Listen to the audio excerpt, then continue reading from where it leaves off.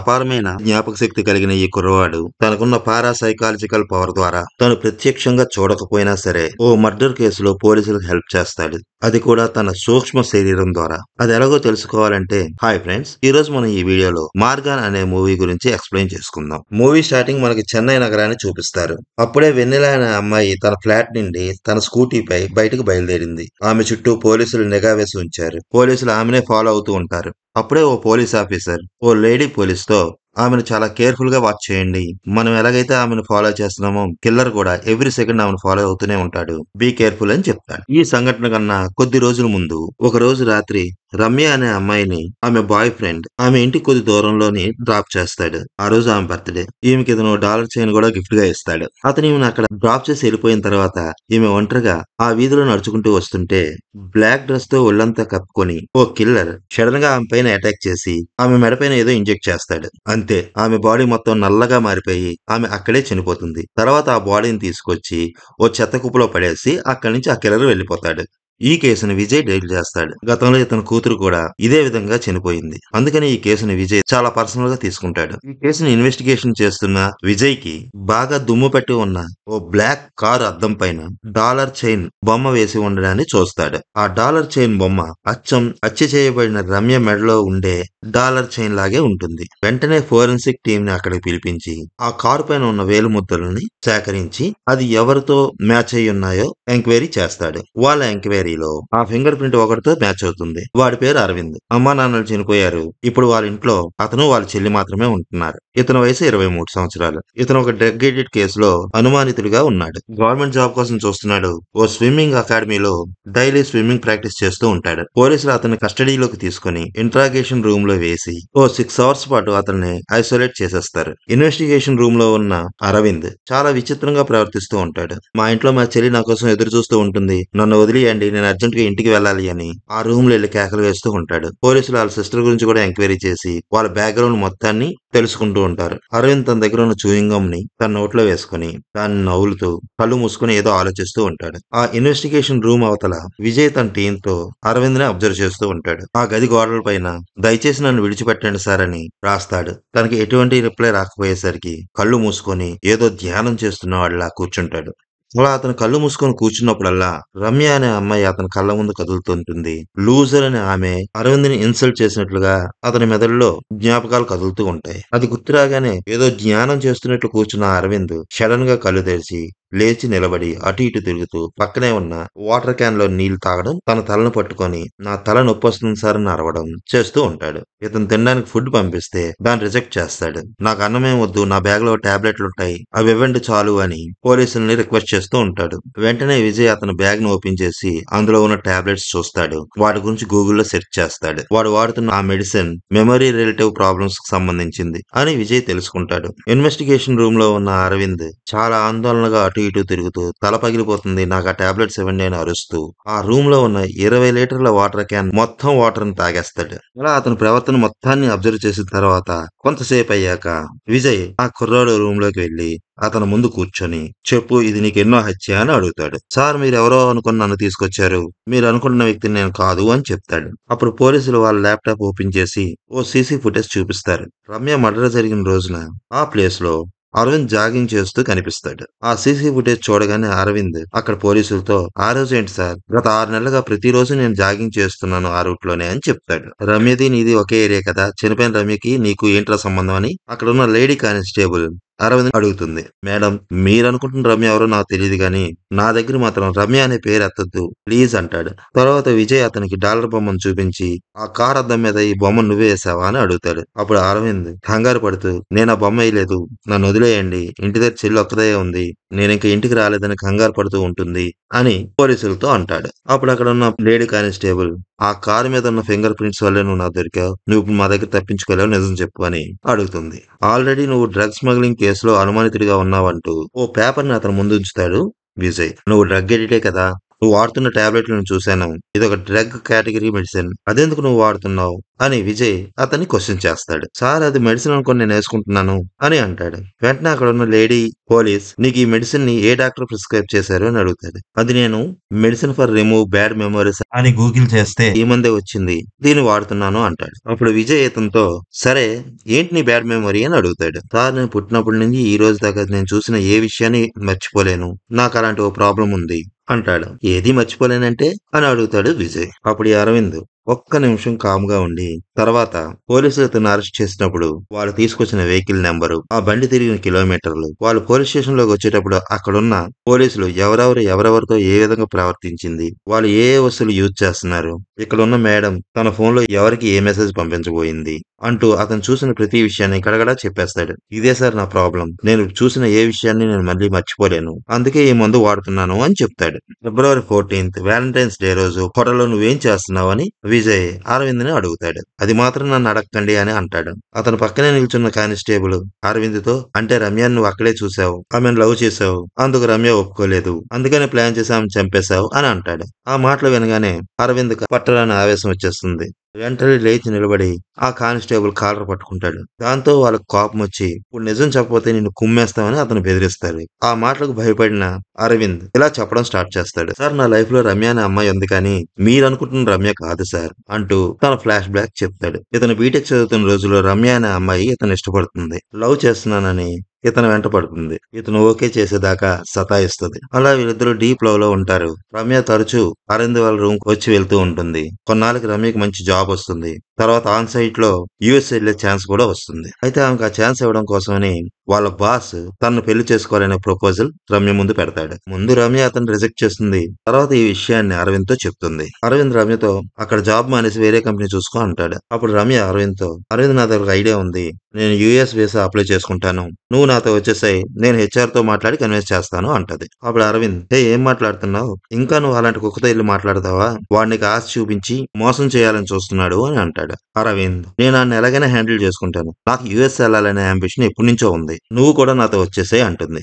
అప్పుడు అరవింద్ రమ్యతో మరి నా అంబిషన్ సంగతి ఏంటి, నేను స్విమ్మింగ్ లో ఛాంపియన్ అవ్వాలనుకుంటున్నాను కదా, ఒక గవర్నమెంట్ జాబ్ కొట్టాలని ప్లాన్ చేస్తున్నాను, ఇవన్నీ వదులుకొని నీతో ఎలా వస్తాను అని అంటాడు. రమ్య అరవింద్ చెప్పిన మాటలని చాలా లైట్ తీసుకుంటుంది. నీది ఒక అంబిషన్ అన్నట్లుగా అతను చులకనగా మాట్లాడుతుంది. అంతేకాదు నన్ను పెళ్లి చేసుకుని నా డిపెండెంట్ గా వచ్చేసాయి అంటుంది. మరి చెల్లి సంగతి ఏంటి అంటే ఏ హాస్టల్లోనే జాయిన్ చేద్దాంలే అంటుంది. ఈ విషయంలో వీళ్ళిద్దరూ డిఫర్ అవుతారు. వీళ్ళిద్దరి మధ్య గొడవ చినికి చాలా పెద్దదిగా మారిపోతుంది. చివరికి ఈ రమ్య మనోడికి బ్రేకప్ చెప్పేసి అదే ఫిబ్రవరి 14th వాళ్ళ బాస్ తో పాటు ఓ పబ్ లో కేక్ కట్ చేయబోతుంటే ఇక్కడ ఏం జరుగుతుంది రమ్య అంటూ అరవింద్ రమ్యని క్వశ్చన్ చేస్తాడు. వాళ్ళ బాస్ ఎవరితను రమ్య నీకు తెలుసా అని ఆమెను అడుగుతాడు. అప్పుడు రమ్య ఇతనెవరో నాకు తెలియదు, వీడెవడో లూజర్ లా ఉన్నాడని అరవింద్ ని ఇన్సల్ట్ చేస్తుంది. అక్కడ ఉన్న బౌన్సర్ల చేత కొట్టించి బయటికి గెంటించేస్తుంది. అప్పుడు వాళ్ళు బలంగా తల మీద కొట్టడం వల్ల అరవింద్ అక్కడ తల తిరిగి కింద పడిపోయి ఉంటాడు. ఆ రోజు అదే పబ్ లో ఓ మాసివ్ ఇంటర్నేషనల్ డ్రగ్ డీలింగ్ జరుగుతుంది.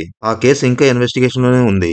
అక్కడ ఇతను ఫింగర్ ప్రింట్స్ కూడా దొరకడం వల్ల సస్పెక్టెడ్ లిస్ట్ లో ఇతని పేరును కూడా యాడ్ చేశారు. అక్కడ ఉన్న వాళ్ళు చాలా మంది స్టూడెంట్స్ అవడం వల్ల ఎవరి మీద కూడా కేసు ఫైల్ చేయకుండా పంపేశారు అని చెప్తాడు. సడన్ గా అతను ఆ రూమ్ లో కళ్ళు తిరిగి పడిపోవడంతో విజయ్ అతన్ని హాస్పిటల్ లో చేర్పిస్తాడు. ఇతను చెప్పిన విషయాల గురించి, ఇతని మెమొరీ గురించి, ఇతను వాడుతున్న మందుల గురించి ఆ డాక్టర్ కి చెప్తాడు. వాళ్ళు కూడా మనవాడిని బాగా ఎగ్జామిన్ చేస్తారు. అతను బ్రెయిన్ కండిషన్ అనాలిసిస్ చేయడానికి అతన్ని ఓ డాక్టర్ ఎగ్జామిన్ చేస్తాడు. అలా అతను ఎగ్జామిన్ చేసిన డాక్టర్ విజయ్ తో ఇలా అంటాడు, ఈ వ్యక్తికి అపారమైన జ్ఞాపక శక్తి ఉంది, అంతేకాదు ఇతనికి పారాసైకాలజికల్ పవర్స్ కూడా ఉన్నాయి. ఇతను ప్రత్యక్షంగా చూడని సంఘటనలలో కూడా ఆ సంఘటనా స్థలానికి నేరుగా వెళ్లి వాళ్ళ విజన్ లోనే అక్కడ జరిగిందంతా చూసి రాగలడు, అది కూడా సూక్ష్మ శరీరం ద్వారా అని చెప్తాడు. ఆ డాక్టర్ తో మాట్లాడిన తర్వాత విజయ్ హాస్పిటల్ బెడ్ మీద రెస్ట్ తీసుకుంటున్న అరవింద్ దగ్గరికి వస్తాడు. అరవింద్ తన దగ్గర ఉన్న పేపర్ పైన ఆ డాలర్ చైన్ బొమ్మ వేస్తాడు. అది చూసిన విజయ్ ఈ బొమ్మ నువ్వే వేసావని అడుగుతాడు. అవును అని చెప్తాడు అరవింద్. మరి ఆ కార్ అద్దం మీద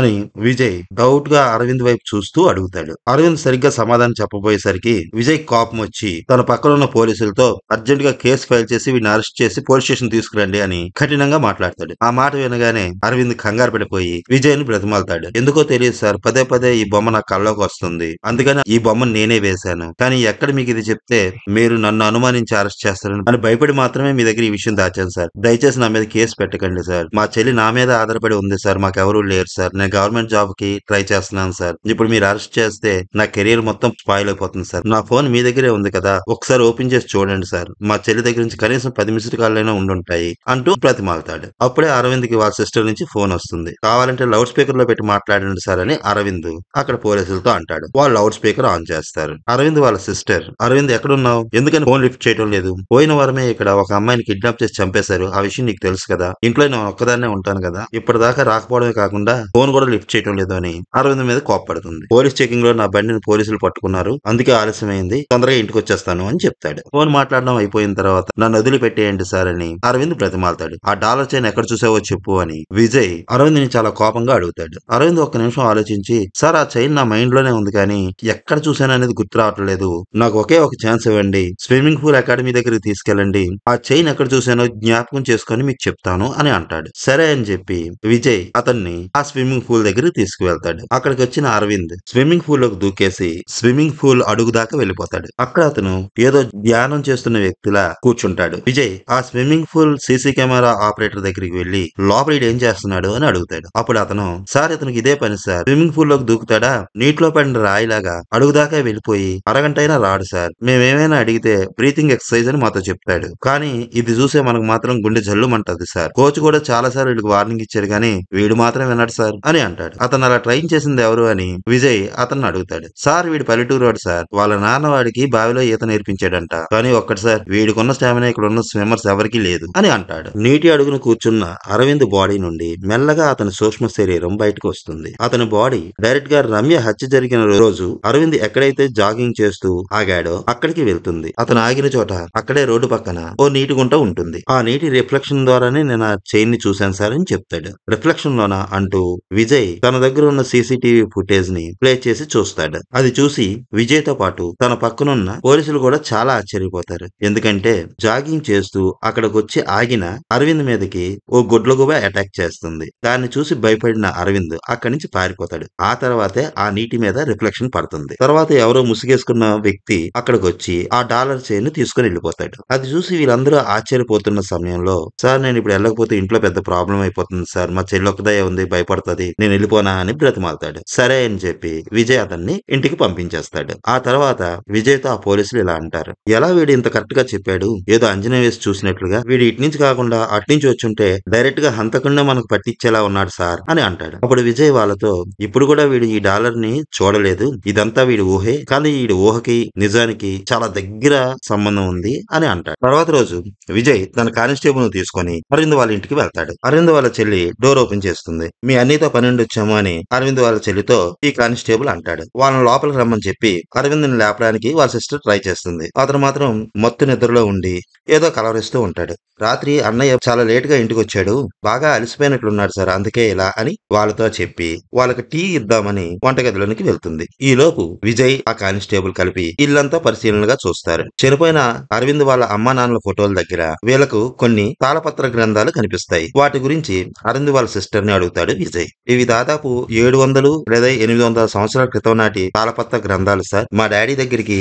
పెద్ద పెద్ద రాజకీయ నాయకులు కూడా నాడీ జోస్యం చెప్పించుకోవడానికి వచ్చేవారట, ఈ విషయం మా మమ్మీ నాతో చాలా సార్లు చెప్పింది, ఇందులో ఏముందో నాకైతే అర్థం కాదు గానీ సార్, అన్నయ్య ఎప్పుడు నాన్నతో ఉండడం వల్ల అన్నయ్య తరచూ ఈ గ్రంథాలను చదువుతూ ఉంటాడు అని చెప్తుంది. ఈలోగా అరవింద్ నిద్ర లేచి వీళ్ళ దగ్గరికి వస్తాడు. ఏంటి సార్ మళ్ళీ ఎంక్వైరీ అంటూ వాళ్ళపైన కొద్దిగా విసుక్కుంటాడు. విజయ్ అరవింద్ తో, ఈ కేసు విషయంలో నువ్వు నాకు హెల్ప్ చేయాలి, ఎందుకంటే ఈ కిల్లర్ చేతిలో నా కూతురు కూడా చనిపోయింది. ఒక రోజు నేను డ్యూటీలో ఉన్నప్పుడు మా అమ్మాయి వాళ్ళ ఫ్రెండ్ నుండి వీడియో కాల్ వచ్చింది నాకు, అంకుల్ మీ అమ్మాయిని కొందరు ఇక్కడ ర్యాగింగ్ చేస్తున్నారంటూ ఆ అమ్మాయి అక్కడ జరుగుతున్న విషయాలన్నీ లైవ్ లో నాకు చూపించింది.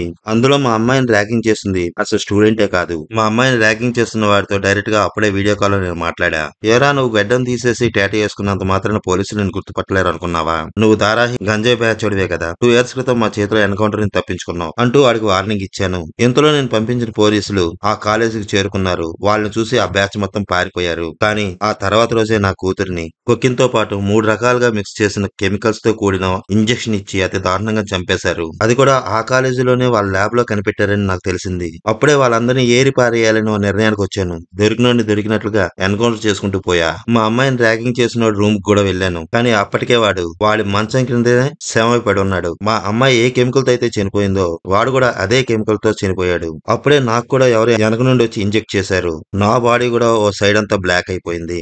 నా పక్కనున్న పోలీసులు వెంటనే రెస్పాండ్ అయ్యి నాకు ట్రీట్మెంట్ ఇప్పించడం వల్ల నేను సేవ్ అయ్యాను. మా అమ్మాయి చనిపోయిన తర్వాత నేను చనిపోయినంతలా అయిపోయాను. మళ్ళీ అదే విధంగా ఇంకో అమ్మాయి చనిపోవడాన్ని చూసి నేను సైలెంట్ గా ఉండలేకపోయాను. అందుకే ఈ కేసు ఇన్వెస్టిగేషన్ కి వచ్చాను. ఇంకో అమ్మాయి చనిపోయే లోపే ఆ కిల్లర్ ని మనం పట్టుకోవాలి. దానికి నీ హెల్ప్ కావాలి అని అడుగుతాడు. ఇదంతా విన్న తర్వాత అరవింద్ లో చాలా మార్పు వస్తుంది. సారీ సార్, మిమ్మల్ని తప్పుగా నేను అర్థం చేసుకున్నానని విజయ్ కి సారీ చెప్పి ఈ కేసు విషయంలో విజయ్ కి హెల్ప్ చేయడానికి తను ఒప్పుకుంటాడు. మళ్ళీ స్విమ్మింగ్ పూల్ లో దిగుతాడు. అయితే ఈసారి ఇతనికి మన Vijay full police protection with safety methods తో పంపిస్తాడు. ఈ కేసులో హెల్ప్ చేస్తున్నందుకు గాను అరవింద్ ఎంతో ఆశపడుతున్న గవర్నమెంట్ జాబ్ విషయంలో తనకి హెల్ప్ చేస్తానని కూడా ప్రామిస్ చేస్తాడు విజయ్. అరవింద్ తనకున్న పారాసైకాలజికల్ పవర్ ద్వారా మళ్ళీ ఆ హత్య జరిగిన ప్రదేశానికి తన సూక్ష్మ శరీరాన్ని పంపిస్తాడు. అక్కడి నుంచి పరిగెట్టుకుంటూ తన కారులోకి వెళ్లిన ఆ కిల్లర్ ని చూస్తాడు. తన ఆత్మని అక్కడి నుండి కిల్లర్ తనుండే రూమ్ కి వెళ్లేంత వరకు కూడా ఫాలో చేస్తాడు. ఆ కిల్లర్ అక్కడి నుంచి ఏ మార్గాల ద్వారా అతని రూమ్ వరకు చేరుకున్నాడో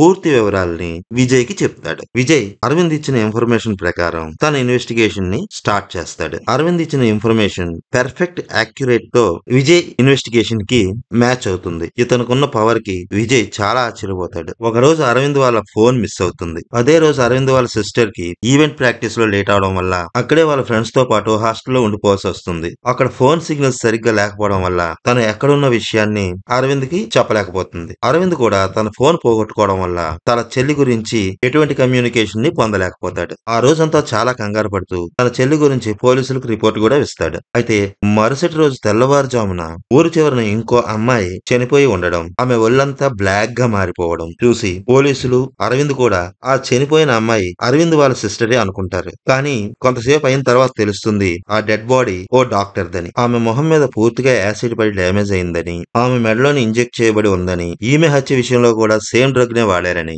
ఇది చేసిన వారికి ఖచ్చితంగా మెడికల్ ప్రొసీజర్ తెలిసే ఉంటుంది అని ఆ బాడీని పోస్ట్ మార్టం చేసిన డాక్టర్ చెప్తారు. ఈ సంఘటన జరిగిన కాడి నుంచి అరవింద్ లో ఆ కిల్లర్ ను పట్టుకోవాలనే కసి మరింత పెరిగిపోతుంది. ఆ ఒక్క రోజు తన సిస్టర్ కి ఏమైందనే ఆందోళన, ఆ బాడీ తన సిస్టర్ దేనేమో అని ఆ క్షణం అరవింద్ పడిన మానసిక వేదన ఎప్పుడైతే అతను స్వయంగా అనుభవిస్తాడో ఆ కిల్లర్ ని ఎట్టి పరిస్థితుల్లోని పట్టుకోవాలనే పట్టుదల ఇతనిలో బాగా నాటుకుపోతుంది. మళ్ళీ స్విమ్మింగ్ పూల్ లోకి వెళ్తాడు. తన ఆత్మను బయటికి తీస్తాడు. ఇంతకు ముందు ఆ కిల్లర్ రూమ్ కి వెళ్ళినంత వరకు ఫాలో అయిన అరవింద్ ఆత్మ ఇక్కడి నుంచి ఏం జరిగిందనేది చూడడం మొదలు పెడుతుంది. ఆ కిల్లర్ ఫేస్ చూడాలని ఆ ఆత్మ చాలా ట్రై చేస్తుంది. కానీ ఆ కిల్లర్ మాత్రం తన ఫేసుకున్న మాస్క్ ను గాని, తన ఒంటిని పూర్తిగా కప్పేసిన ఆ కోటును గాని రిమూవ్ చేయకపోవడం వల్ల ఆ కిల్లర్ ను మాత్రం చూడలేకపోతాడు. కానీ అక్కడున్న పరిసరాలన్నీ పరిశీలించిన తర్వాత అక్కడ ఇతనికి ఒక మ్యాగజైన్ కనిపిస్తుంది. ఆ మ్యాగజైన్ లో ఒక అమ్మాయి ఫోటోని ఇతను చూస్తాడు. అదే విషయాన్ని విజయ్ తో చెప్తాడు. కిల్లర్ తాలూకా నెక్స్ట్ టార్గెట్ ఆ మ్యాగజైన్ లో ఉన్న అమ్మాయి అయి ఉండొచ్చని విజయ్ భావిస్తాడు. అందుకనే ఆ అమ్మాయిని ఫాలో అయితే ఆ కిల్లర్ ఎవరనేది కనిపెట్టొచ్చని వీళ్ళు భావిస్తారు. అందుకనే మన మూవీ స్టార్టింగ్ లో ఏ అమ్మాయి మీద అయితే ఈ పోలీసులందరూ నిఘా పెట్టారో ఆ అమ్మాయే ఈ మ్యాగజైన్ లో ఉన్న అమ్మాయి. ఆ అమ్మాయి డైరెక్ట్ గా ఒక స్టూడియో దగ్గరికి వెళ్తుంది. ఆ అమ్మాయిని ఒక మూవీలో హీరోయిన్ గా సెలెక్ట్ చేస్తారు. ఆ మూవీలో క్యారెక్టర్ కి సరిపడే విధంగా ఈ అమ్మాయి తన స్కిన్ టోన్ కూడా మార్చుకుంటుంది. కానీ చివరి క్షణంలో ఆ మూవీలో యాక్ట్ చేయడానికి ఈమె బదులుగా ప్రొడ్యూసర్ తన ఓన్ డాక్టర్ ని లాంచ్ చేయాలని ప్లాన్ చేస్తుంటాడు. ఆ విషయం తెలిసిన తర్వాత ఈ అమ్మాయి చాలా అప్సెట్ అవుతుంది. తనకే ఈ మూవీలో ఛాన్స్ ఇవ్వమని డైరెక్టర్ ని చాలా బ్రతిమాలుతుంది. కానీ అక్కడ ఎవరు కూడా ఈ అమ్మాయి మాటలు పట్టించుకోరు. ఈ అమ్మాయిని ఇన్సల్ట్ చేసి అక్కడి నుంచి పంపించేస్తారు. అదే రోజు ఈవినింగ్ ఈ మూవీ టీం అంతా కూడా పార్టీ అరేంజ్ చేసుకుంటారు. ఆ పార్టీకి ఈ అమ్మాయి కూడా వస్తుంది. ఇంకో పక్క ఈ అమ్మాయి ఉండే ఫ్లాట్ దగ్గరికి వెళ్ళమని విజయ్ అరవింద్ తో చెప్తాడు. అరవింద్ అతను చెప్పినట్లుగానే ఆ అమ్మాయి ఫ్లాట్ దగ్గరికి వెళ్తాడు. ఆ పార్టీలో ఉన్న వెన్నెల్నే విజయ్ అండ్ అతని టీం చాలా క్లోజ్ గా అబ్జర్వ్ చేస్తూ ఉంటారు. ఈ పార్టీలో మొట్టమొదటి హత్యకు గురైన రమ్య వాళ్ళ బాయ్ ఫ్రెండ్ కూడా ఉండడాన్ని విజయ్ గమనిస్తాడు. విజయ్ అతని దగ్గరికి వెళ్లి అతన్ని పలకరిస్తాడు. తర్వాత వీళ్ళ మాటల్లో ఆ మ్యాగజైన్ లోని కవర్ ఫోటోలోని అమ్మాయి ఫోటోని తీసింది ఇతనేనని తెలుస్తుంది. ఆ అమ్మాయిని మొట్టమొదటిసారి నువ్వు ఎక్కడ చూసావని విజయ్ ఆ అబ్బాయిని అడుగుతాడు. ఆ అమ్మాయిని నేను మొట్టమొదటిసారిగా ఒక మెడికల్ షాప్ లో చూశానని, ఆమె కళ్ళు నాకు చాలా యూనిక్ గా కనిపించాయి అని, దాంతో ఆ అమ్మాయి ఫోటోల్ని దొంగచాటుగా తీశానని, అది గమనించిన వెన్నెల తన దగ్గరికి వచ్చి ఆమె ఫోటోలను చూసిందని, ఆ ఫోటోలను చూసిన తర్వాత తనని అంత బాగా ఫోటోలు తీసినందుకు గాను ఆ అమ్మాయి చాలా ఇంప్రెస్ అయిందని, మొదట్లో ఆ అమ్మాయికి ఫోటోషూట్ మీద అంత ఇంట్రెస్ట్ ఉండేది కాదని, తర్వాత స్లోగా తను కన్విన్స్ అయ్యిందని, డైరెక్టర్ కూడా ఈ అమ్మాయి ఫోటోలు బాగా నచ్చడంతో తను తీసే మూవీలో యాక్ట్ చేస్తావా అని ఆ అమ్మాయిని అడిగాడని, అందుకు ఆ అమ్మాయి కూడా ఒప్పుకుందని, నేను తను తీస్తున్న ఫోటోలు ఆ అమ్మాయికి బాగా నచ్చడంతో నేను కూడా ఆ అమ్మాయికి బాగా నచ్చానని, ఒకరోజు ఆ అమ్మాయి నన్ను ప్రపోజ్ చేసిందని, కానీ అప్పటికి నేను రమ్యతో లవ్‌లో ఉన్నానన్న సంగతి ఆమెకి చెప్పి, నీతో ఫ్రెండ్‌షిప్ అయితే ఓకే అని అన్నానని, అప్పుడే ఆ డాలర్ చైన్ తను నాకు గిఫ్ట్ ఇచ్చిందని, దాన్నే నేను రమ్యకి గిఫ్ట్‌గా ఇచ్చానని చెప్తాడు. వెన్నెల ఫ్లాట్‌లోకెళ్ళిన అరవింద్‌కి అక్కడ పరిసరాలన్నీ చూసిన తర్వాత ఇక్కడేదో ఇల్లీగల్ యాక్టివిటీస్ జరుగుతున్నాయనే అనుమానం వస్తుంది. ఇంతలో ఆ ఫ్లాట్‌లో ఓ మూల నక్కి ఉన్న కొందరు అరవింద్ పైన అటాక్ చేస్తారు. వాళ్ళతో అరవింద్ ఫైట్ చేస్తాడు. వాళ్ళందరినీ కొట్టిపడేస్తాడు. ఆ తర్వాత ఆ గదిలో అతనికి కనిపించిన ఒక ఫోటోని తన సెల్ ఫోన్‌తో తీసి దానిని విజయ్‌కి ఫార్వర్డ్ చేస్తాడు. విజయ్ రమ్య వాళ్ళ బాయ్ ఫ్రెండ్‌తో వెన్నెల గురించి నీకు ఇంకేం విషయాలు తెలుసు అని అడుగుతాడు. అప్పుడు అతను విజయ్‌తో వెన్నెల మంచి మోడల్ అయ్యేది సార్. కానీ ఏదో చేయకూడని యాడ్‌లో యాక్ట్ చేసింది. అదొక స్కిన్ క్లినిక్ యాడ్ సార్. అది పేపర్‌లో కూడా వచ్చింది. ఆ స్కిన్ క్లినిక్ డైరెక్టర్ గారి క్లోజ్ ఫ్రెండ్‌ది. తన సినిమా కోసం వెన్నెలకి స్కిన్ టోన్ ట్రీట్మెంట్ చేయించాడు. కానీ అటువంటి యాడ్స్‌లో పనిచేయడం తన కెరీర్‌కి అంత మంచిది కాదు సార్ అని అంటాడు. ఇదంతా విన్న విజయ్ ఏదో ఆలోచనలో పడతాడు. పేపర్‌లో ఆమె ఏ ఫోటోలొచ్చాయా అని గూగుల్ చేసి సెర్చ్ చేస్తాడు. అందులో ఉన్న వెన్నెల ఫోటోల్ని చాలా క్షుణ్ణంగా పరిశీలిస్తాడు. అదంతా చూసిన తర్వాత విజయ్‌కి ఏదో అనుమానం వస్తుంది. ఆ ఫోటోల్ని కొద్దిగా ఎడిట్ చేసి హెయిర్ స్టైల్ అది మార్చి చూస్తాడు. ఇంతలో అతనికి అరవింద్ సెండ్ చేసిన ఫోటో కూడా వస్తుంది.